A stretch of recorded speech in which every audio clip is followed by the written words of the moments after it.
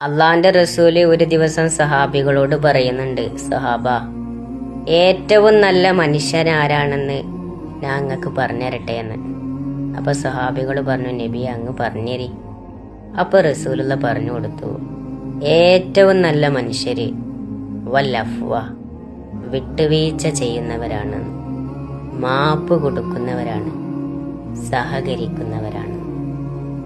അപ്പോൾ ഒരു മനുഷ്യൻ നല്ല മനുഷ്യനാണോ എന്ന് എങ്ങനെ നമ്മൾ മനസ്സിലാക്കുക? ഓൻ വിട്ടുവീഴ്ച ചെയ്യുന്നുണ്ടോ നോക്കിയാൽ മതി, മറ്റുള്ളവർക്ക് മാപ്പ് കൊടുക്കുന്നുണ്ടോ നോക്കിയാൽ മതി, അപ്പോൾ നല്ല മനുഷ്യനാണ്. അതുകൊണ്ടാണ് 10,000-കണക്കിന് സഹാബികളെ കൊണ്ട് റസൂലുള്ള മക്ക കീഴടക്കാൻ വേണ്ടി വരികയാണ്. മക്കക്കാര് പേടിച്ച് നിൽക്കുകയാണ്. കാരണം റസൂലുള്ളാനെ ഒരുപാട് ദ്രോഹിച്ചിട്ടുണ്ട് മക്കക്കാര്. അള്ളാന്റെ റസൂലിന് എല്ലാ അധികാരവും കിട്ടുമ്പോൾ റസൂലുള്ള തിരിച്ചിട്ട് ആക്രമിച്ചാല് പിന്നെ മക്കയിൽ ഒരു ഖുറൈശികളും ബാക്കി ഉണ്ടാവില്ല. അങ്ങനെ റസൂലുള്ള കാബാലയത്തിലെത്തി. റസൂലുള്ള ഇങ്ങനെ നോക്കുമ്പോണ്ട് അള്ളാന്റെ റസൂലിനെ ഏറ്റവും കൂടുതൽ ദ്രോഹിച്ച മക്കാ ഖുറൈശികൾ ഇങ്ങനെ നിൽക്കുക.